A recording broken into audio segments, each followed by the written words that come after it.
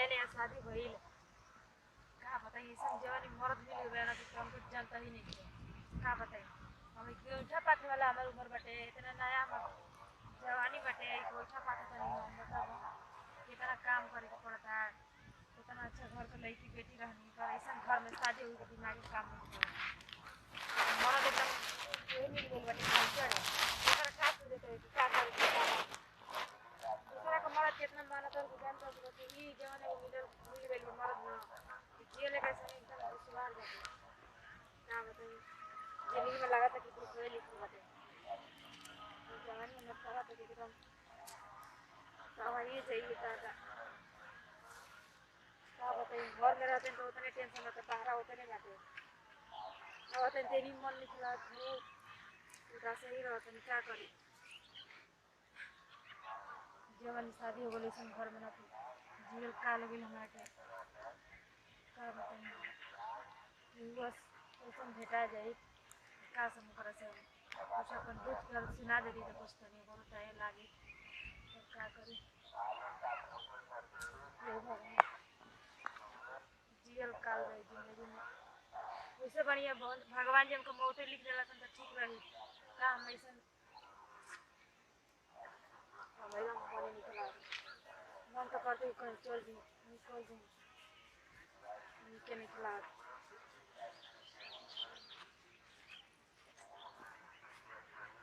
कब कब ऐसा तो मन हो जाला कि एकदम क्या कर लेती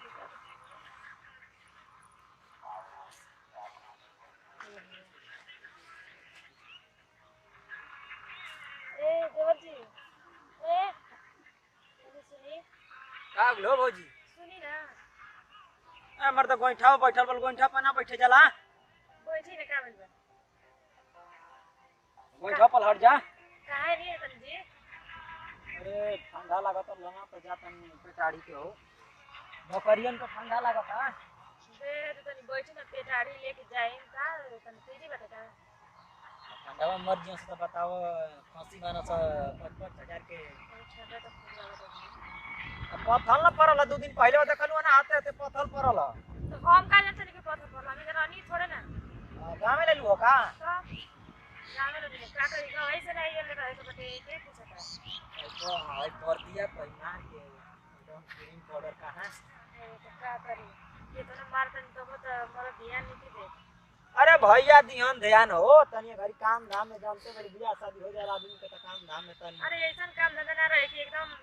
जरिए न जावत भी जरी ना जानो ना हमारे जो काम हो की तो बता दियो तनी हम जात नहीं हो भाई हमर तो बकरियन के लाग ठंडा का दुख दर्द बोलो कौन चीज चाहिए ठंडा में देखते ही बनी कि एक पल आदमी दूर ना रहना है हां ई बात तो ठीक है कहता लेकिन ध्यान में देना हमरा संगे संगे का शादी भइल बच्चा होने से एगो दूगो काश हमार मर्द बच्चे देखो तनी एगो छछुंदर रहत अरे भगवान के तो एक बाले एक बाटे हो यहां से हो भाई टेंशन का कइले बालू देखो मर्द काम ना करी तो ये जवानी खत्म हो जतो अब माने आई भैया दिल बनताबे नहीं पहले साड़ी समझेबो त ना करे लीजिए अरे हमनी का समझावल जे खुद लागे ना हमनी बनारे भैया काम हो कि ना हमारे जब से बता दियो अरे काम बाटे कोई थी मर्द भाई खावा मत गाड़ी दे लगियो से घरवा हो कहां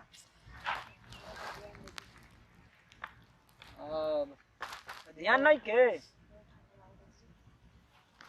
स्वेटर पहनला ही बालू तो स्वेटर से का होखे लगे जब तक हो गर्मी ना मिले बताइए कौन गरम हो गर्मी वाला कुछ समझी